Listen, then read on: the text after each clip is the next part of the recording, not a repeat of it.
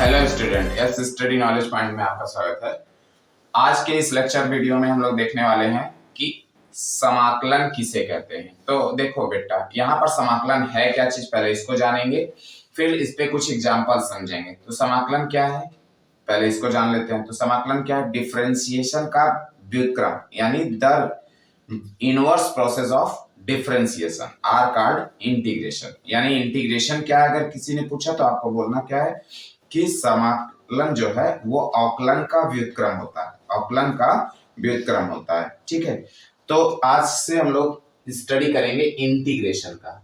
Integration ये class 12 से start होता है और क्लास 12 में हम लोग इंटीग्रेशन को ही स्टार्ट करते हैं। तो इंटीग्रेशन मीन्स होता है समाकलन। अगर इस समाकलन को देखा जाए तो ये समाकलन दो टाइप का होता है।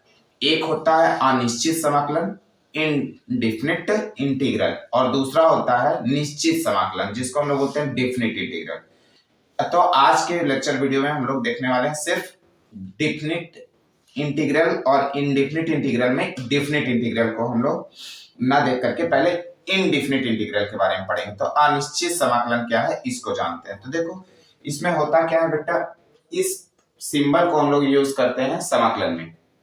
ये समाकलन नोटेशन है या समाकलन का सिंबल है।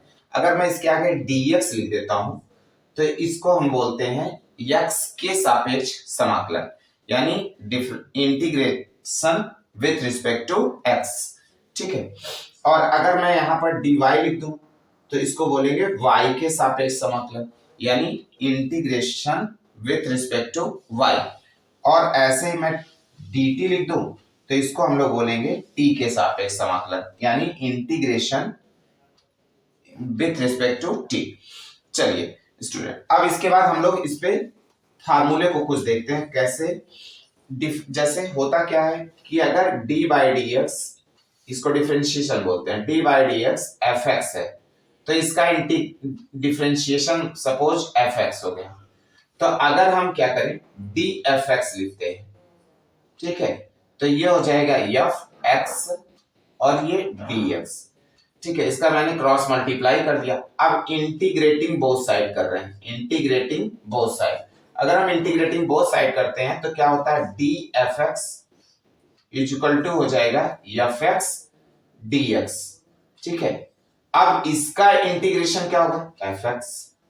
ठीक, और इसको हमने क्वेश्चन मतलब ये हमारा एफ एक्स डी एक्स हो गया। देखिए इसका हम लोगों ने डिफरेंशिएशन देखा कैपिटल एफ एक्स, और कैपिटल एफ एक्स का इंटीग्रेशन देखा तो स्मॉल एफ एक्स, यानी ये एक दूसरे के क्या है, इनवर्स है।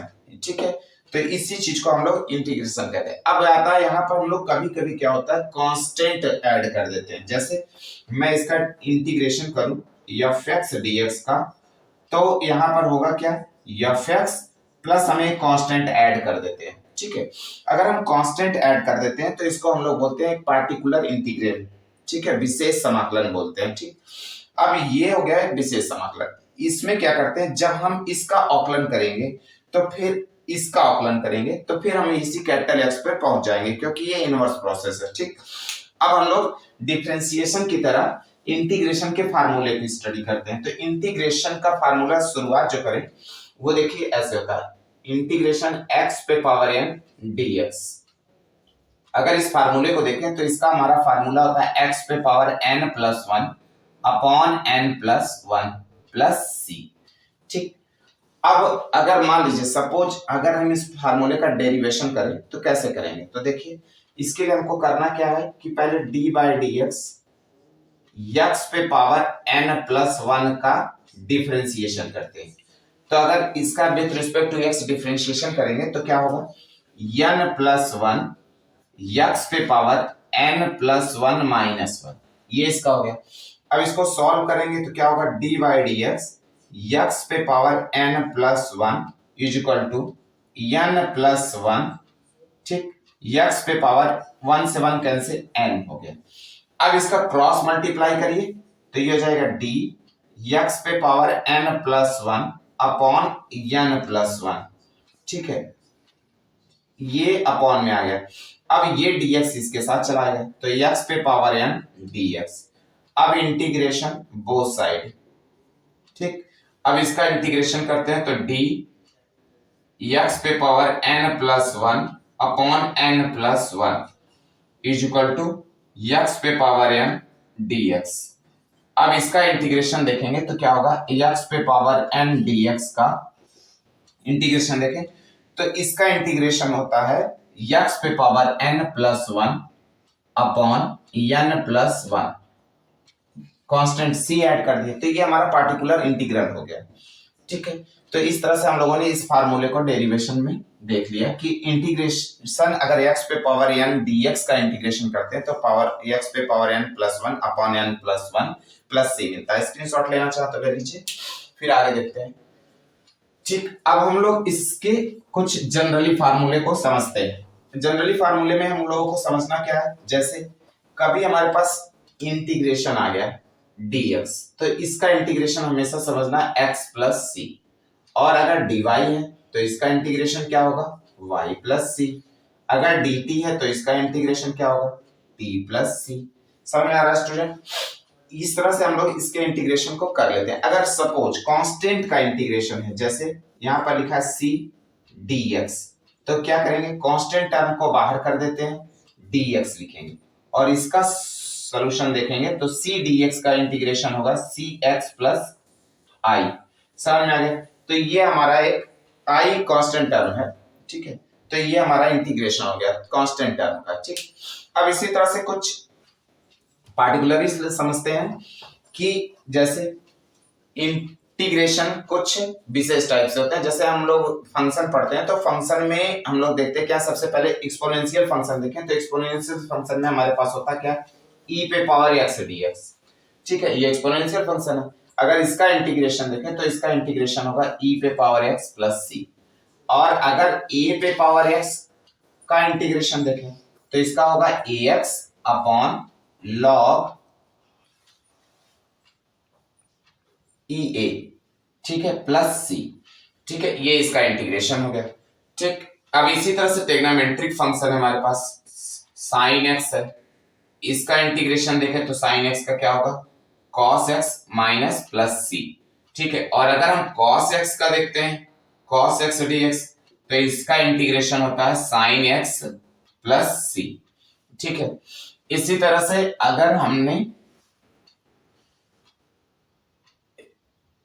log 1 अपॉन x dx का देखा तो इसका क्या होगा log ex प्लस c, ठीक है। तो इस तरह से हम लोग इंटीग्रेशन के फार्मूले को देखते हैं। तो अब इसमें जैसे sin x है, cos x है, फिर इसी तरह से tan x का होगा, cot x का होगा, ठीक है, cosec x cot x का होगा। देखो इसमें क्या होता है इनवर्स याद रखना है, जैसे d by dx सबका याद रखिए तो उसका इंटीग्रेशन जब करेंगे तो उसका इनवर्स प्रोसेस कर देंगे, ठीक है। तो फार्मूले को आप समझिए।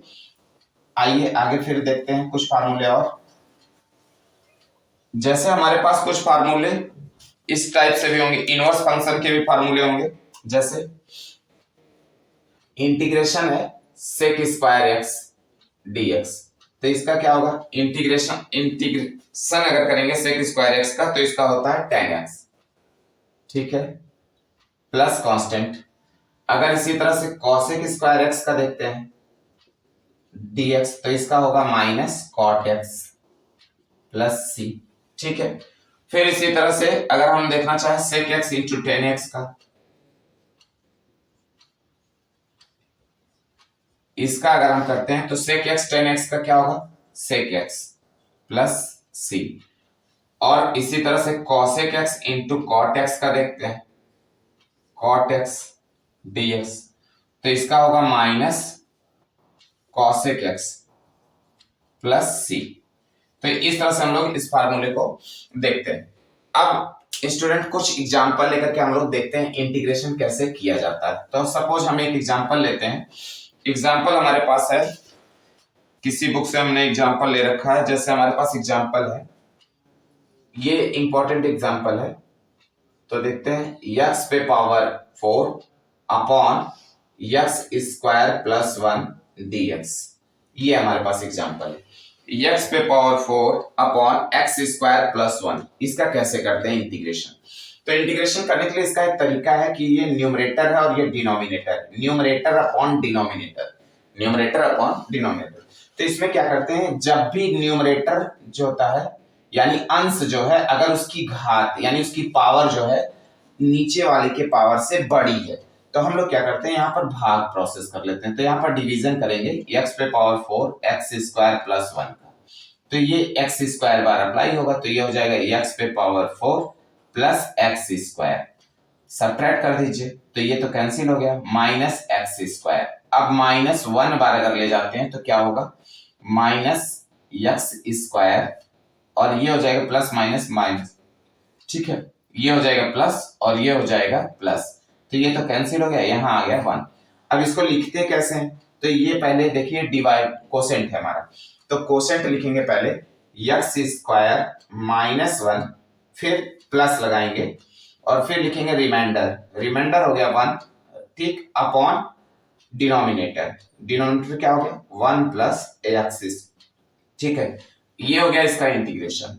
अब इसको अलग अलग 3 पार्ट में कर लेते हैं, तो ये हो गया एक्स स्क्वायर dx, फिर माइनस 1 dx, और फिर plus 1 upon 1 plus x square dx।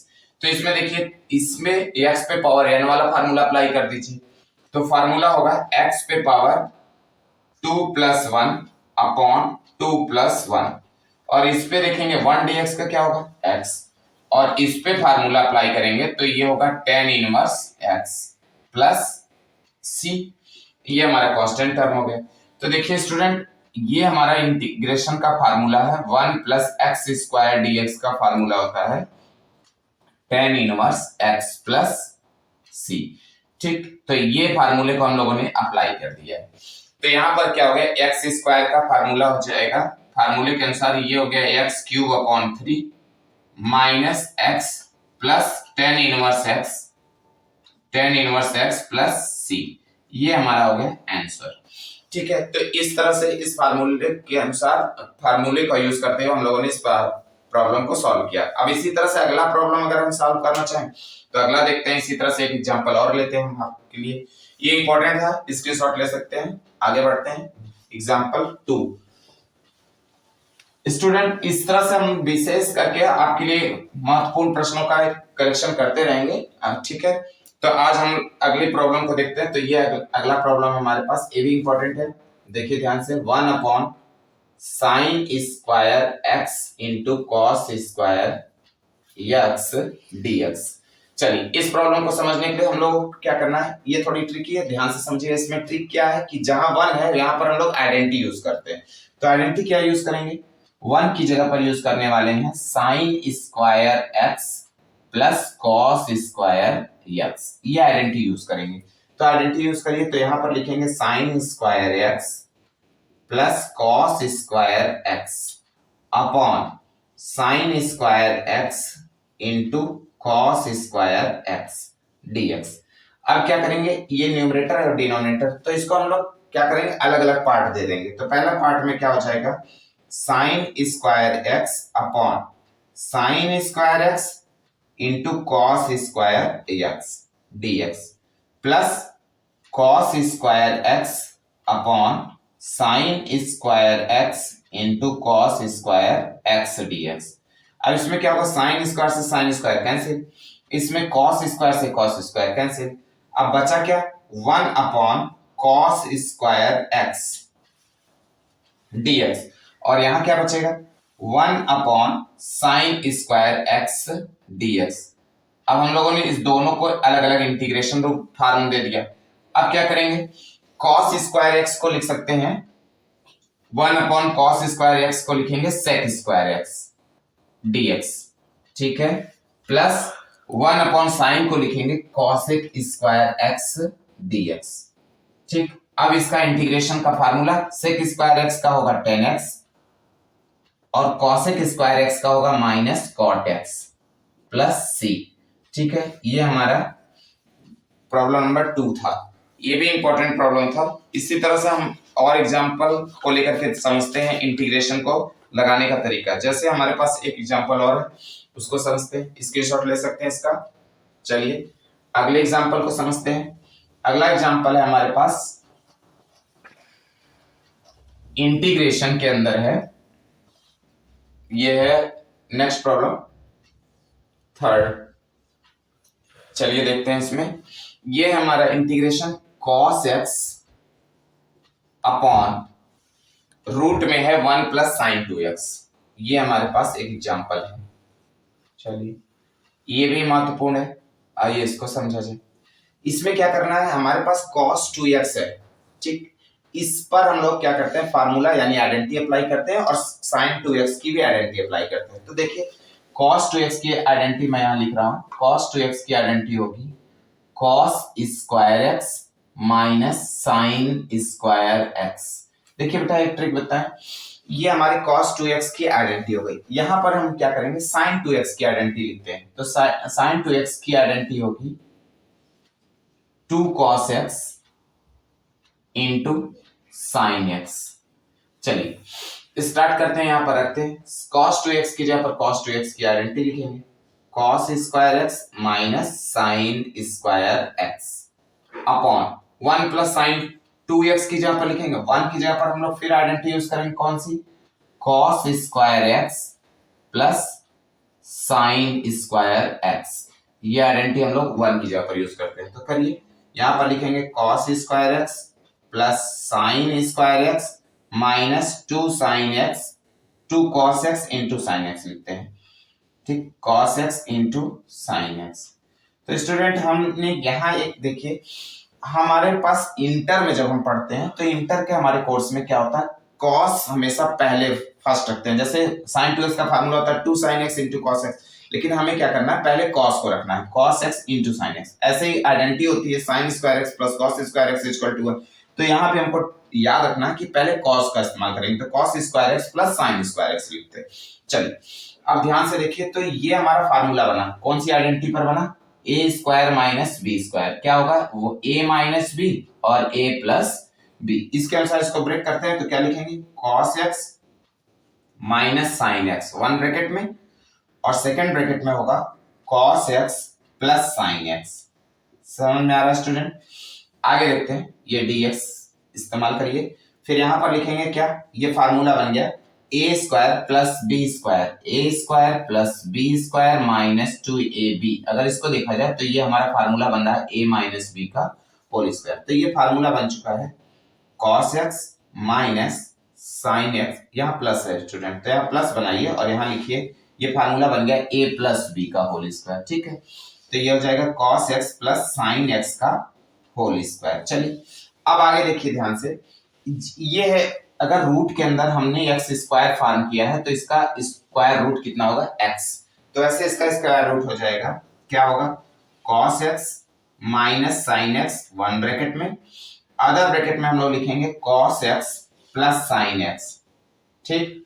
और इसका इंटीग्रेशन करते हैं तो इसका मतलब इसका स्क्वायर रूट निकालेंगे तो इसका स्क्वायर रूट होगा sine x cos x plus sine x, cos x plus sine x, और ये स्क्वायर से हट जाएगा तो अब इससे और ये कैंसिल हो गया।